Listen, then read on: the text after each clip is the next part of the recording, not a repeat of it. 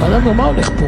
יום אחד כל כך רוצה להיות צדיק, יום אחד היצר רע, השם ישמור מה קורה. מה הולך הנשמה שלו? טובה רעה? אומר האריזל, האריזל היה גדול המקובלים של כל הדורות האחרונים, היה חי לפני בערך 460 שנה בצפת. אומר האריזל, הנשמה של כל יהודי עצמה, שיא הקדושה. הנשמה רוצה רק דבר אחד, להתקרב להשם יתברך הכי חזק.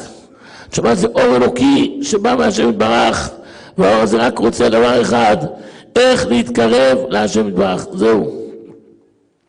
אבל כשהשם יתברך שולח את הנשמה לעולם הזה, שולח את השני מלווים, היצר הטוב והיצר הרע. שני המלווים האלו זה לא הנשמה עצמה, זה רק מלווים רוחניים שמלווים את הנשמה. והמלווים האלו, המלווה הטוב, היצר הטוב עוזר לנשמה להתקרב להשם. המלווה הרע, מה עושה? משמע הוא מתערב בעניינים. לכל יהודי יש שפע רוחני בשמיים, שבשפע הזה תלוי ההצלחה שלו בעולם הזה ובעולם הבא. כוחות הרע רוצים לגנוב מהשפע הזה. איך הם יכולים לגנוב מהשפע הזה? אם מכשילים אותו בעבירות. כשהיצר הרע בא לפתות את הבן אדם לעבירה, המטרה שלו זה לא לעזור לו, לספק לו הנאות, לא.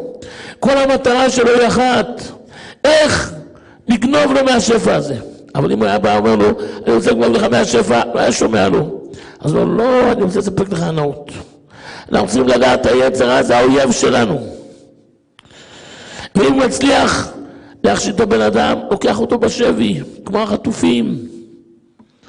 היצר הרע זה לא אני, זה אויב שנלחם בי.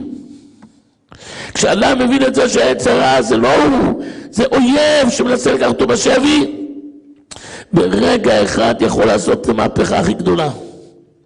אז זה אנחנו צריכים לדעת שהנשמה שבתוכנו רוצה רק דבר אחד, להתקרב להשם חזק חזק, וכל הרצונות הלא טובים זה לא אנחנו, זה אויב שמנסה לקחת אותנו בשבי.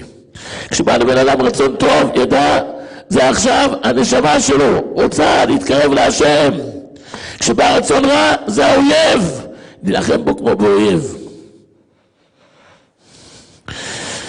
זה התפקיד שלנו בחיים, לזהות מי מדבר בתוכנו. כשבא כל פעולה שאנחנו רוצים לעשות אותה, לחשוב, מי זה עכשיו רוצה את הפעולה הזאת? הנשמה או האויב? אם זה משהו מקרב אותנו להשם, זה הנשמה. אם זה משהו מרחיק מהשם, זה האויב. ולדעת כמו שלא מסעת ישרים, שאדם תמיד צריך לשנה לעצמו, שרק החיבור להשם יתברך זהו הטוב. וכל זולת זה שיחשבו לאדם לטוב, הכל שטויות ואבנים. ולכן כל דבר שאדם יודע שמקרב אותו להשם, ירוץ אחריו בכל כוחו. וכל דבר שמרחיק מהשם יברח ממנו כמו מאש.